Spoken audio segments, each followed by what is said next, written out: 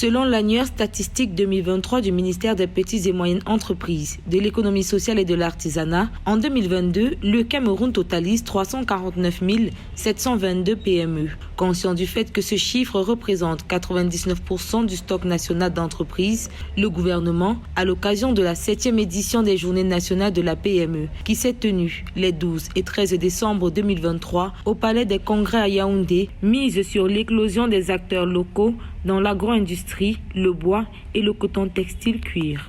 Ces trois piliers de notre action au ministère des PME vont de ce point de vue renforcer donc la valeur ajoutée manufacturière de notre pays, parce qu'une fois de plus, c'est avec l'objectif qui avait été fixé de produire à l'horizon 2030 40% de valeur ajoutée manufacturière dans le stock de notre production nationale, eh bien, c'est cela qui donnera à notre économie cette physionomie d'économie émergente.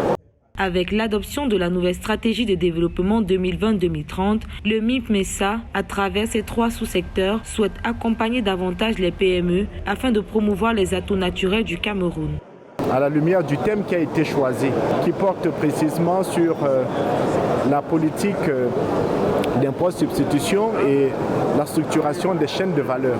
La perspective, c'est d'explorer comment les PME peuvent être mieux structurées dans une dynamique de chaîne de valeur pour donner justement un contenu à la réalisation de notre politique d'impôt substitution. Cette édition est l'occasion pour les entrepreneurs d'exposer au pouvoir public la nécessité d'avoir accès à des financements adaptés pour stimuler leurs activités. Aussi, plusieurs entreprises ont présenté leurs produits et c'est le cas de Kebospak, une structure qui s'illustre dans la protection de l'écosystème à travers la transformation des cabos de cacao en bouteilles. Nous avons utilisé donc les cabos de cacao qui est plus résistant au choc. Donc il y a un procédé de fabrication. Donc après avoir enlevé tout ce qui est cacao de l'intérieur du cabos, il y a un processus de stérilisation, séchage et au consort.